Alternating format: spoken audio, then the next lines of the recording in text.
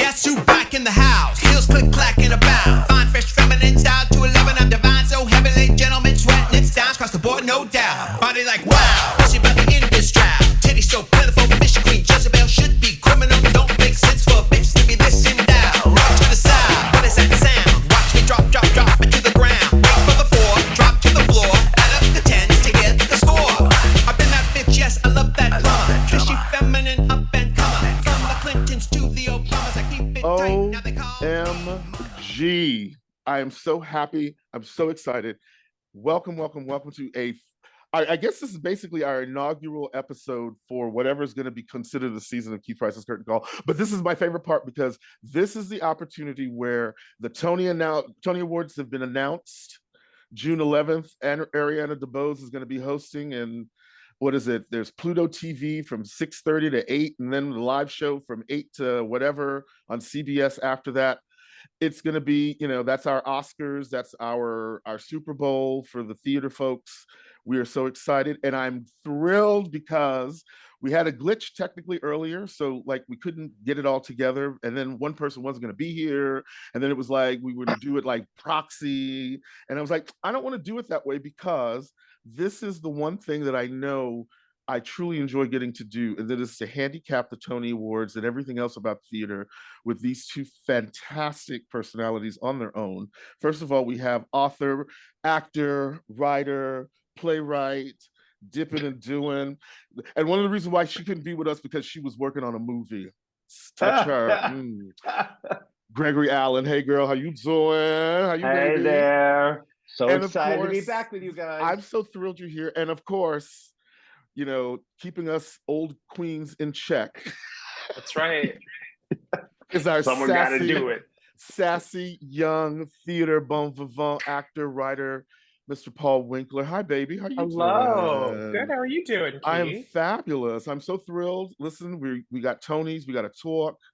We got to put our stuff together because you know how Zoom be doing us. So, we're going to make it move. I have something exciting to share. I don't know if Talk you to realize me. this. Tell I me. just looked it up. The first time we did this together was 10 years ago. Shut What? up. Yeah. Oh my God. Paul was only 14. Exactly. And I was just getting my driver's license. I was 25. My car insurance finally came down at 25. 10 years. So that was from when we did it at Sirius with Because Irene I was in that looking. first episode. Yes, who's now a Tony Award Tony special Award winning recipient. produced it and everything. That's right. Oh yeah, she's fabulous. But I remember because we were talking about Cinderella, and I was like, what year was that?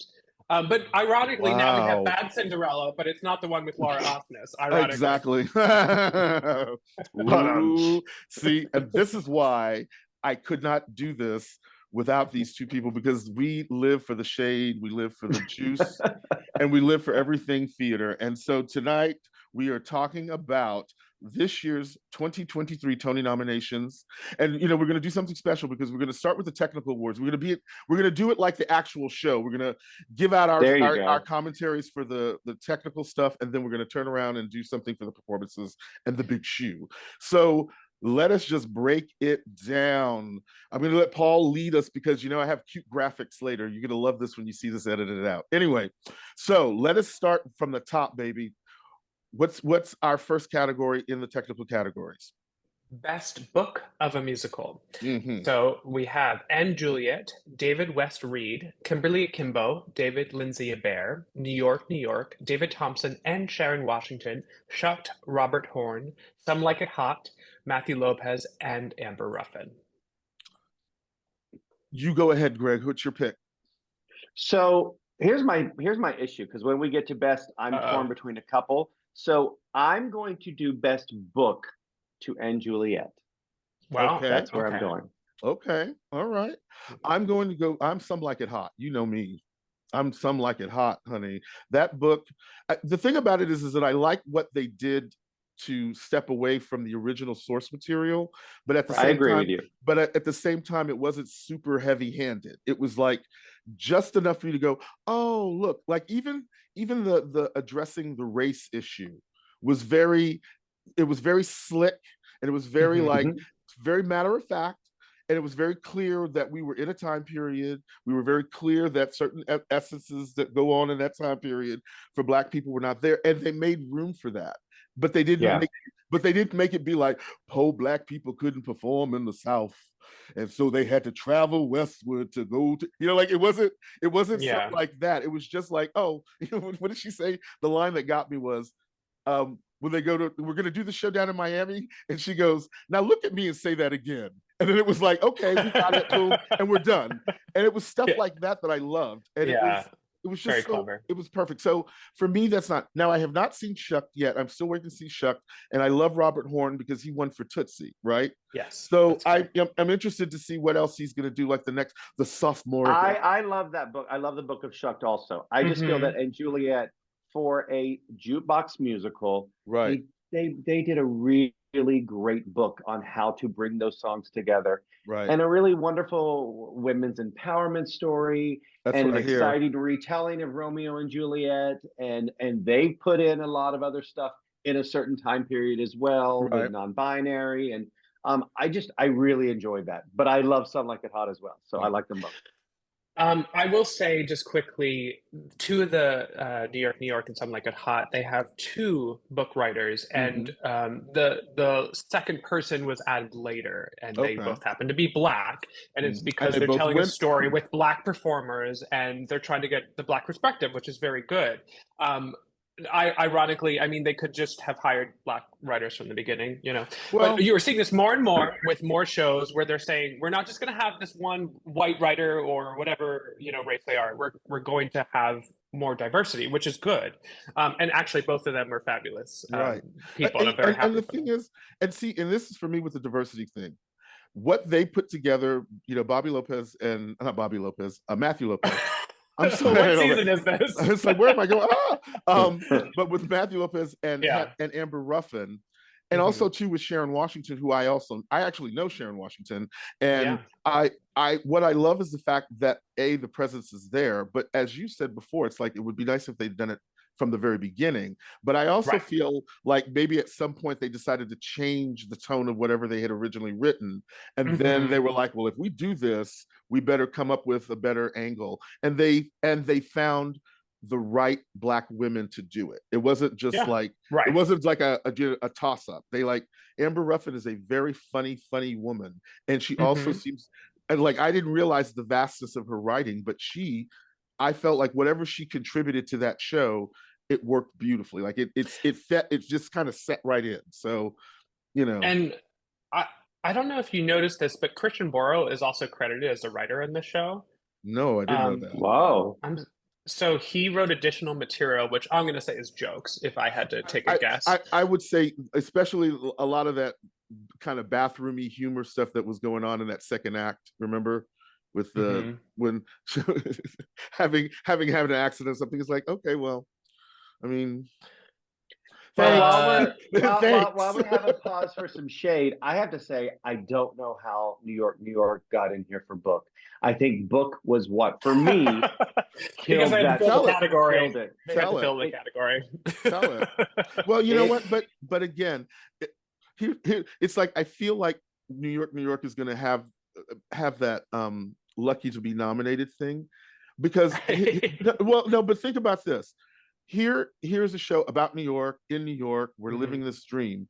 How many times have we seen new musicals that we thought should at least, if nothing else, just give them the nomination so that it gives them some recognition, so that people would at least talk about it. You know what I'm saying? Versus, just being shady and there's 5 new musicals and only nominate 3 because you know what I'm saying? Like, you can throw the other 2 a bone just because this is an industry, and so you want to keep this moving. And I feel like with New York, the things that I've heard about the book and everything else going on, I feel like that's what this nomination can do for that show. It'll breathe life into that show and give it time to at least make money as a show, because people are going to it because of whatever reasons they're going.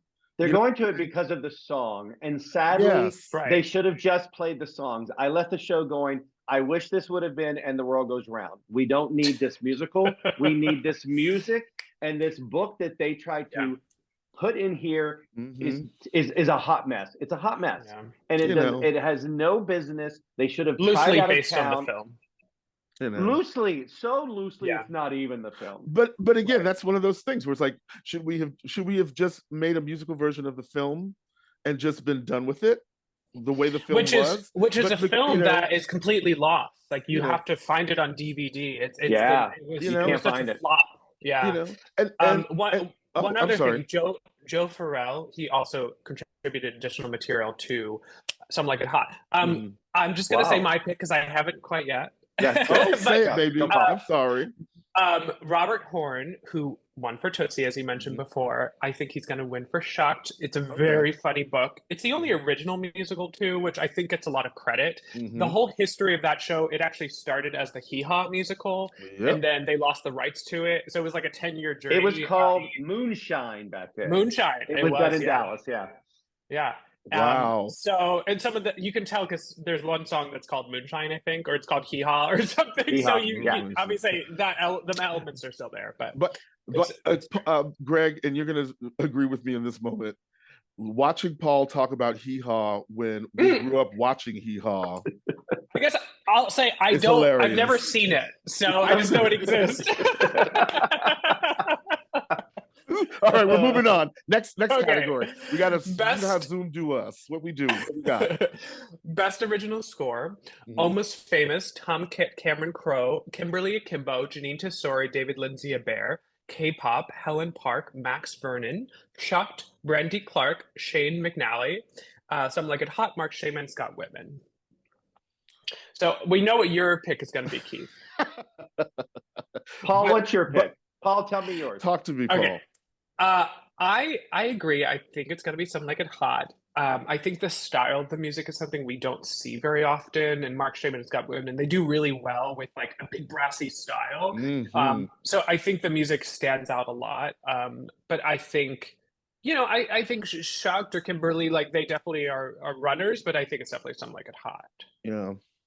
I am also Something Like It Hot. When I left that show, I left on a high, and I'm thinking back a while because it's been a while ago. I'm like, this is so good. This is such an original sound. Like they do so well with that period. I enjoyed Shucked. I've seen Shucked twice. The first time I went, oh, it's too ballad heavy. The second time I went, oh, we need these ballads because we're laughing so hard. We need the break from all of the boom, boom, boom, boom, boom jokes in the dialogue. I love Shucked. I did not like Almost Famous. Kimberly Akimbo, I love the play Kimberly Akimbo. I've wanted to direct it in the past. I thought it was going to suck me in and I was going to be one of those praising it, and I didn't. And I think it's the score is why I didn't love it so much. Okay. So it's a Something Like It Hot day for me. I want it hot. All right. You know me. Some like it hot, honey. They call themselves the hotties, so the hotties win in this category. And if you see, and if you look at some of them dancers in that category, honey, hello.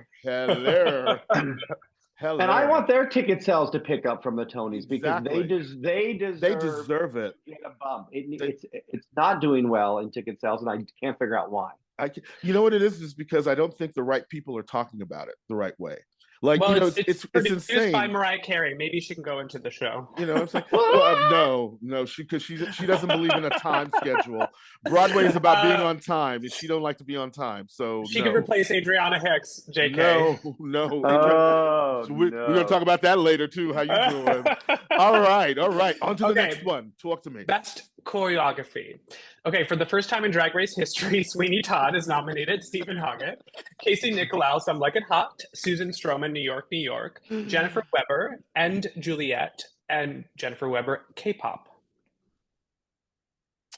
Casey Nicholaou. I'm sorry. No, honey. I'm with you, Keith. I'm sorry. That tap dancing door number running alone, through the doors. Boom! Shut your front door. The door is shut, honey. Sorry, that's a shutdown. And if he don't win for best choreography, they're probably going to give it to him for best director. But we'll talk about that later too. But I'm sorry. And I work over at Sweeney Todd, and I can tell you, as much as I enjoy the choreography that's there, it is not it's not choreography in terms of what I expect to see, like in a big When you got all those Right. people tap dancing and running through doors and climbing up and down stairs, click click click, click. Like, I'm sorry, Yeah. hand movements are fabulous, but you're telling the story, and I'm gonna tell. I can't wait for my Swedish song. You tell the story beautifully. It works beautifully, Yeah. but it's more lyrical than it is. You see people sweating and tearing. You know what I'm saying? Like that's what I pay money to see. I want to see that. I understand, because we want to celebrate all types of choreography, Absolutely. but it's Broadway, so it's going to be Casey Nicolau. It's got to be Casey. It just has to be. If they don't give it to him, shame on them. That's all I'm gonna say. Mm-hmm. Next, what do we have? Did we get you, Greg? Yes. Jeff, you said I'm with you. Yeah. One last thing. Susan Stroman, it's her 11th choreography nomination, so she's now tied with Bob Fosse. Oh, wow. I love me some Susan Stroman. I do love her. And there were moments in the show I'm like, oh, there she is. Like, I love Stro. I went back into my judgmental head and continued watching. Okay, best orchestrations. That's what we do. Best orchestrations: Bill Sherman, Dominic Falaco and Juliet, John Clancy, Kimberly Akimbo, Jason Howland, Shucked, Charlie Rosen, Brian Carter, Some Like It Hot, Daryl Waters, and Sam Davis, New York, New York. Some Like It Hot. Sorry. I'm gonna step out of the usual Broadway one on this one and say and Juliet. I knew it.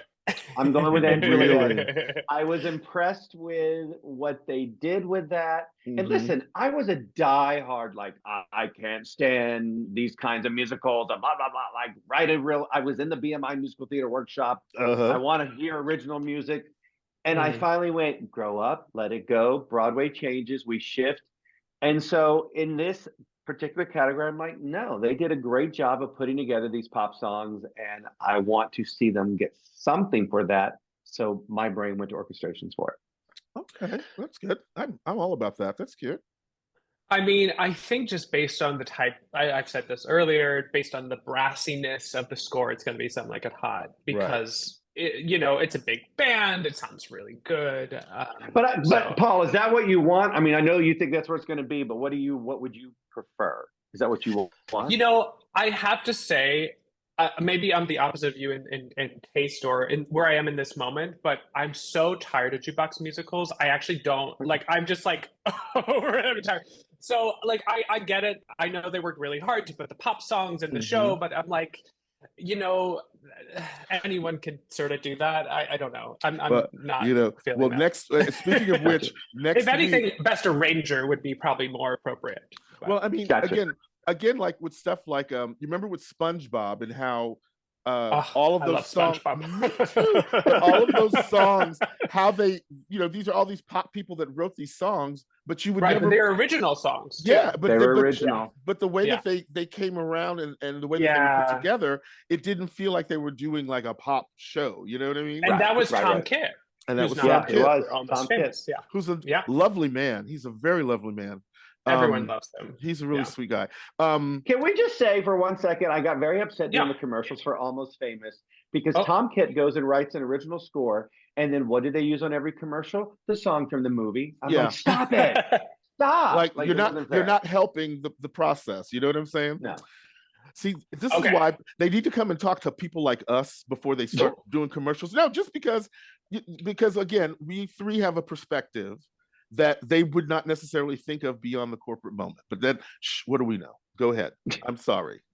Okay. Best Direction of a Musical: Michael Arden, Parade; Lear de Bessonet, Into the Woods; Casey Nicolau, Some Like It Hot; Jack O'Brien, Shocked; Jessica Stone, Kimberly Akimbo. I'm going with Shuck this time. All right. I'm going to go Jack O'Brien. Okay. I think Casey will get it for choreography, but I'm going to go with Jack. All right. I mean, that's a good choice. I definitely would agree with that. I think it's definitely going to be Michael Arden for Parade.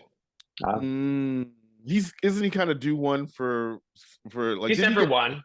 Didn't he do like the Spring Awakening and then Once on this Island. And he did a Christmas Carol this same season. Which is weird. Oh wow. I did not go see it live, but I watched it when they were streaming the year before. I thought, this is amazing. It was amazing. Yeah. it was weird that didn't get in. Like Parade's running now, so that's what they're in his brain. Well, But I think he was very proud of that at Christmas Carol. that's what Yes. really. Hopefully, if anything, he worked with Broadway HD and they recorded it, and it'll be a perfect Christmas classic to keep on. Listen to me helping them. They don't need me. I'm sorry, Casey Nicolau. Yeah. Casey Nicolau. I'm sorry. And you know why? Okay. And I feel like he should get that, and he should get choreography, because you know what? Are you dating Casey Nicolau? You know what? I would go out with him totally. Yeah. I think he's adorable. Plus, I need somebody to teach me how to tap dance. I need someone to teach me how to tap. Get that Aladdin coin and Book of Mormon. Anyway. Exactly. It's like ask James. I'm going to get James Monroe Iglehart to teach me how to sing, and then I get Casey Nicolau to teach me how to tap, and then I'm going to audition for the genie. He's one of the kindest people in show business, for sure. I've met him before, like once randomly at Sirius, and he was just the delight. And I was like, I didn't even realize it was him until after he walked away, and then I was like, oh my God, I love him. But I think like because of the way I feel about that show, in terms of the vision of the show, the look of the show, everything that's like the choreography, every detail of that show is the eye of the director. And I feel like even though the choreography is, out the window, that's just one part of the show. The rest of the show that I feel that is so fabulous is is because of his vision. And so I'm all about what I see him put together on that stage. And so, and again, that's not necessarily a fair assessment because I haven't seen everything else, but I also know that, I know what I like, and I don't, it's and I've heard a few of the songs from all the other shows. This is the first time I've ever sat in a show where every song from the very beginning to the very end, including the ballads, because I'm not a ballad girl per se, loved. So like, I can't. And it started. I want to talk to you after you see Shuck, because the way Paul said, Shuck being an original and Jack championing that and getting it to Broadway under such weird circumstances where nobody knows what the hell that show's about. And then that's the point. Right. And then we saw it everywhere. The marketing was wonderful. And I'm like, Jack just championed and shepherded that in. I'm like, I would like to see them get something for that alone, honestly. Well, I mean, it's if they're gonna give stuff out, it's like throw a bitch a bone. You know what I'm saying? I would not be. We'll talk about the performances stuff later, because that will also be part of the draw. If performances come in. All right, next, where we going? Best direction of a play. Sahima Lee, Fat Ham, Joe Bonney, Cost of Living, Jamie Lloyd, A Doll's House, Patrick Marber. You're gonna have to help me with this one again. All right. Leopoldstadt. Leopoldstadt. Yes, thank you. Leopoldstadt. Leopoldstadt. Thank you. Stevie Walker Webb, Ain't No Mo. Max Webster, Life of Pi. Ooh. So this is horrible this year. I only saw 2 of these. I saw Life of Pi. I'm gonna call Coleman Domingo myself and go, hey, could you get a brother ticket for this Fat Ham? I'm off on Tuesdays. It's like, can you throw a brother a bone? You know what I'm saying? Paul, what are you going with, Paul? I think it's interesting. Ain't No Mo, for people who don't know, it only lasted a couple weeks on Broadway. Right. Unfortunately, it was a very poorly produced show. Like, they didn't have enough money for it to run even past the first week. And it was a mess of a lot of things. It wasn't selling. Everyone was trying to shepherd it. But nonetheless, that one is definitely a surprise in the category, especially because the Tony voters had to see every show to make a show eligible. So I don't know if they saw it, but still, it's in there. I think it's going to be Fat Ham. It could be A Doll's House. But if we want to keep it in the U.S., then Fat Ham. Yeah. Because West End important, Well, I just saw that the Fat Ham is, once it closes at like June or whatever it is, there's going to be a run of it later on in Philadelphia somewhere. And I don't know if it's going to wind up touring or whatever, which would be nice. But like, I think that what will happen is, like, A Doll's House is something that people are seeing now. Fat Ham is something that people can see now, especially after the actual ceremony, if there's a win. And I think Fat Ham is probably going to get it because of that need for diversity. Wink, wink. especially since we kind of all ignored the whole gender non-binary thing. Wink, wink, Tony committee. So we better start doling out some love for the diversity. And people that I know of across the board have been saying how fabulous that show is. So I feel Fat Ham might be the one. That might be the one. I think Leopoldstadt has had longevity, which is incredible that this show for a play to have lasted this long, and it grabbed me. I mean, I thoroughly enjoyed it. However, then I went and read a review afterwards that said, "Did you enjoy it, or did you enjoy the ending so much you forgot what else had happened?" I was like, interesting, because it's so freaking powerful. You're like in tears. And I'm like, is that true? Is it a slow buildup? And that payoff is so amazing. I forgot everything else. Well, that's good. I'm going with that one because I did see that one. So I'm going to say Patrick Marber, but I may very well be wrong.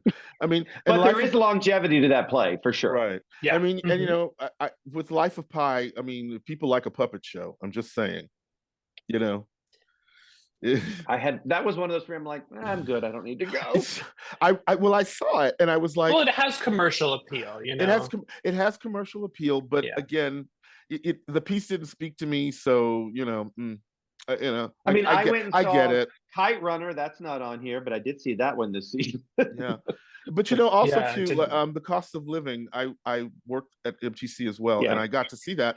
And as far as a new play is concerned, I mean. It was you know. There were moments of it. That scene with the woman in the bathtub that I liked. I did. The bathtub. The first time I saw that moment happen, I was working and I was sitting in the usher spot up in the corner, and when the woman went under, I didn't know, and all of a sudden I heard myself go, "Oh my God!" And I was like, "Wait!" And then it was like, we'll discuss her in a bit. Because she's nominated, so we'll talk about her when we get to that. What category are you in? Where are you going? Scenic design of a play. Okay. Here. You want to do it? No, you do it. You do it. Okay. Scenic design. Okay. Best scenic design of a play. Miriam Buther, Prima Facie. I'm saying that right? Tim Hatley.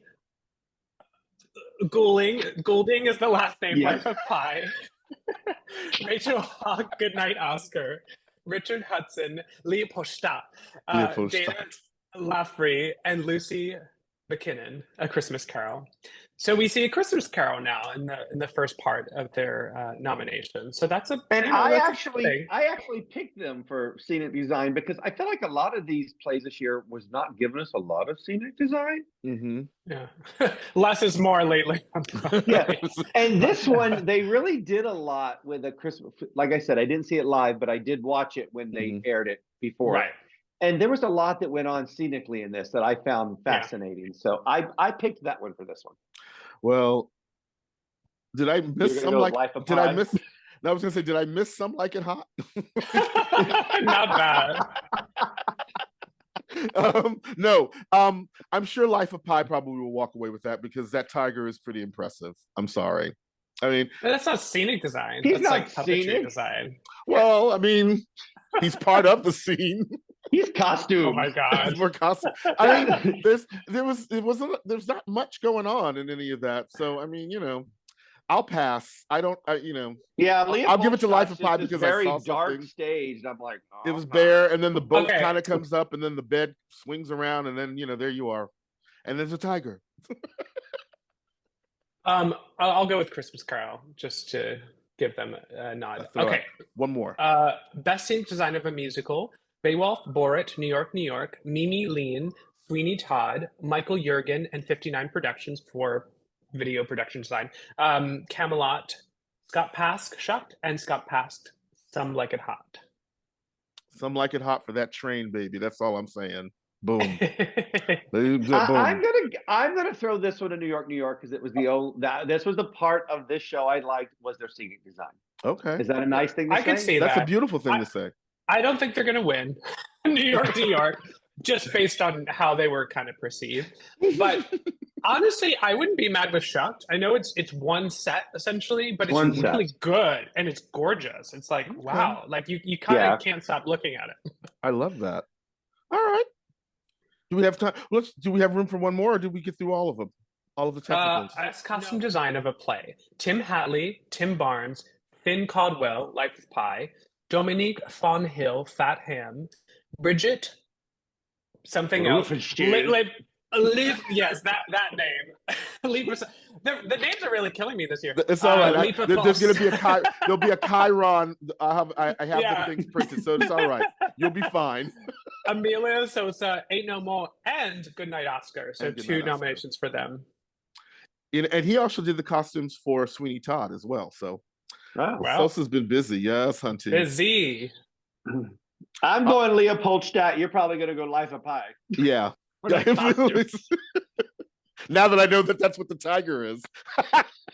Oh yes, actually, the puppet design is the other two people that are listed in Life of Pi category. All right. So that's my see how it all works out. You were just in the wrong category. So yes, we'll do Life of Pi. All three. Final answer. I love it. All right. So there's 2 minutes left here. Costume of a musical, really fast. Do it. Hit me. Best costume design of a musical: Greg Barnes, Some Like It Hot; Susan Hilferty, Parade; Jennifer Moyer, Camelot; Clint Ramos, Sophia Choi, K-pop; Paloma Young, and Juliet; Donna Z, New York, New York. I'm going and Juliet on this one. All right. Okay. Very six. You know what? I guess you could say. My whole 1930 musical experience with Some Like It Hot, I'm sorry, costumes included. Boom. Okay, I would go with Some Like It Hot. Yeah, for sure. Oh, perfect. Is that it? One more? Okay. Best lighting design of a play: Neil Austin, Leopoldstadt, Natasha Timbers, Prima Facie, John Clark, A Doll's House, Bradley King, Fat Ham, Tom Lutkin, Life of Pi, Jen Shriver, Death of a Salesman. Oh, okay, wow, they got in there finally. Ben Stanton, A Christmas Carol. I'm going Christmas Carol because they use lighting to create scenes as well. So I'm going to go with them. I agree. That's a good one. Sadly, I haven't seen any of those. So you saw Life of Pi. Well, I saw Life of Pi, and you did like it. but they lit that puppet really well. I mean, they lit it. He was fabulous. I mean, he knew where his light was. I'm just saying. You know, again, I'm not sure what the things that I'm hearing about this prima facie. I'm hearing really Fosse. I'm hearing really. It's a dancing revival. Oh, sad dancing.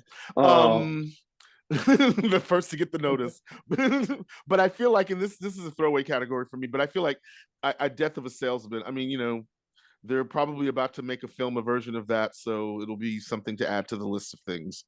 You know, most of these plays, I haven't seen most except for Life of Pi, and I don't think, you know, outside of the standard hardcore theater people are going to see these other shows before the Tony. I think Fat Ham could also get it. I'm just maybe Fat Ham. Coleman Domingo, I'm calling you, Daddy-O. Also, it's still running, so we love writing shows. And when shows are still running, the likelihoods of them winning Tonys it kind of increases. It's like it's going to be interesting when we go to these other categories later on about performances and how there are performances that have been nominated in plays that are not running, and the rarity of people winning in those categories. But we'll talk about that. But A Christmas Carol, remember the last play, A Christmas Carol, it swept the Tonys. It won like a ton of awards. And P.S. I left at intermission for that play. Wow. I was so... Yeah, so when I started winning, I'm like, what? Did it get really good in Act 2? Because I went out to the bar instead. Oh my God, well... Best lighting design of a musical: Ken Billington, New York, New York; Lap Chi Tu, Camelot; Heather Gilbert, Parade; Howard Hudson and Juliet; Natasha Katz, Some Like It Hot; and Sweeney Todd for both. See, she could win for either of those two, and I won't be mad. I won't be mad at either, because I love what I mean. You know, one of the, depending on how you look at people's lives, one of the great things about me side hustling as an usher is that I get to see some shows all the time. Usher. Exactly. And that's another, we're going to talk about that too, Greg. You know, but with what I love what they've done with the lighting in Sweeney Todd is that there is a darkness about Sweeney Todd anyway. And it's just done so well, considering that that's mostly all. Because like the set, there's not a lot of set going on there for that show. And it's really about the lighting and the mood, like the red lighting with the when they're doing the smoke and the fire. And it's just live for it all. So she's working for me, but then I'm also loving what she did for Some Like It Hot too. So if she gets it, I'm not going to be mad for either show for her. Plus, that's one tick over for Sweeney. Just saying, you know. I threw this bone to New York again because it's the last one I saw. So I'm like, since I was a hater on the show, I'll give them these technical things. How kind of you, sir. Best sound design of a play: Jonathan Dean's Taylor Williams' Ain't No Mo, Carolyn Downing, Life of Pi, Joshua D. Reed, A Christmas Carol, Ben and Max Ringham, A Doll's House, and Prima Facie. So we're seeing a lot of trends of people nominated twice in the same category. Yeah. Well, you know, it's like the work is, there's only so much work, you know what I'm saying? And there's only so many people that are doing it. No, people are lazy and they hire the same people all the time. That's what I think it really comes down to. But then also too, it's sort of like those projects, I'm sure when one started the project, you know, they probably did it months and months and months ago prior, and then this other one came along after they had already set the first one, and now they just have both of them running at the same time, you know?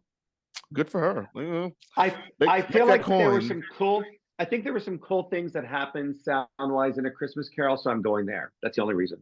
Well, I mean, you know, I'm free and easy, so. You said it, not me. Best sound design of a musical: Kai Harada, New York, John Shivers, Shucked, Scott Lerner, Alex Newman, Into the Woods, Gareth Owen and Juliet, Nevin Steinberg, Sweeney Todd. How about you, Greg? I will say several of these I do recall going, ooh, I hear every single word. So I remember thinking that when I was sitting there, because that's what people think of with sound. I think I'm going to say And Juliet. I'm going to say Gareth for And Juliet. I'm a hometown favorite, my Sweeney Todd. I enjoy what I hear, and I hear it every day. So I wouldn't be mad about Into the Woods. Yeah, it's basically a concert, so I think they did a decent job with the sound. Yeah. And I mean, and you know, and that would be a nice bone for it to win as it's traveling around the country right now. You know what I'm saying? Like, because I feel like I don't think it should win Best Revival just because, you know. No. I mean, it's not one of the goals of once you win the Tony is to be able to take the show on the road anyway, and the show's already on the road, so it's good to go. Right. You know what I mean? So sure. Shout out to Into the Woods and my Montego Glover out there. Anyway, we have just finished all the technical categories. Is that right? We have. Yes. And when we come back for part 2, we're going to throw down on these performances because there's a lot of people that we missed in this mix, and we got to dish and dip and do. And so when we come back, we are going to be ready for the Tony Awards 2023 performances and the best musicals and all the things that are going to be coming along. So hang out and we will be back.